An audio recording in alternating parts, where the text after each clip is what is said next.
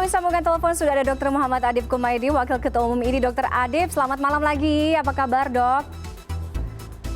Baik, alhamdulillah. Oke, Dok, kita sekarang ngomonginnya tunda ke dokter dulu kecuali titik-titik. Jadi apa sih yang harus kita pahami nih dari tunda ke dokter dulu nih di tengah kondisi yang sekarang, Dok? Ya, jadi sebenarnya menunda ini bukan berarti dokter tidak melakukan pelayanan, tidak. Tapi dokter dalam hal ini terutama kaitannya dengan poli rawat jalan, itu kita prioritaskan pada kondisi-kondisi yang emergensi atau darurat, yang itu memang tidak bisa ditunda, itu yang pertama.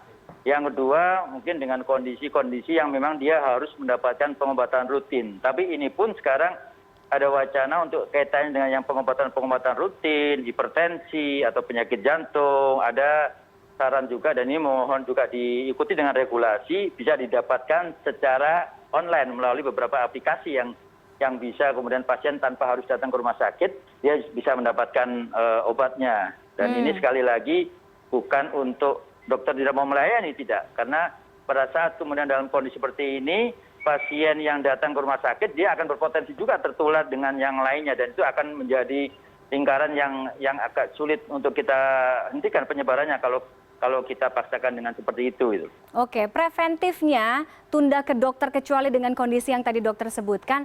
Paling tidak gini, sekarang ini kan semua serba parno. Flu sedikit, demam sedikit, batuk sedikit, ini udah parno. Pengennya cepat-cepat ke dokter, pengennya cepat-cepat tes gitu, cek ya.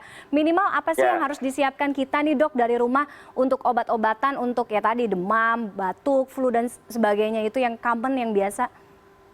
Ya, jadi kan memang ini yang saat ini yang dirasakan terutama kasus-kasus yang di klinik praktek kemudian di puskesmas karena ketakutan ya, karena paranoid daripada masyarakat sehingga masyarakat pun dengan keluhan-keluhan batuk, pilek katakanlah udah mulai parno dan mulai merasa kayaknya agak-agak susah sehingga mereka akhirnya cenderung untuk datang ke klinik dan itu banyak sekali. Dan ini yang harus disampaikan bahwa masyarakat tidak harus kemudian kalau dengan ada keluhan-keluhan seperti itu langsung kemudian datang ke klinik. Tentunya kita harapkan juga sekali lagi ada obat-obat yang bisa didapatkan secara bebas. Tapi sekali lagi jika dari pengobatan itu tidak ada kondisi yang membaik, mau tidak mau harus segera datang ke rumah sakit. Dan sekali lagi juga apabila ada faktor resiko.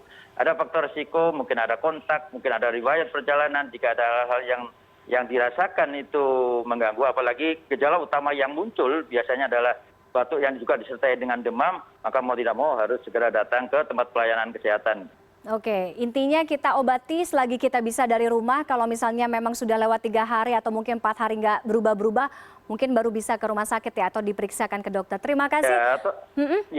Atau masyarakat juga bisa memanfaatkan aplikasi online untuk bertanya kepada dokter, jadi supaya tidak harus datang ke rumah sakit atau ke fasilitas kesehatan. Itu lebih memudahkan, simpel sekarang. Terima kasih Dr. Adib, kita sudah sharing informasi, mudah-mudahan lebih tersosialisasikan dengan baik lagi ya ke masyarakat. Selamat malam, terima kasih. Selamat malam.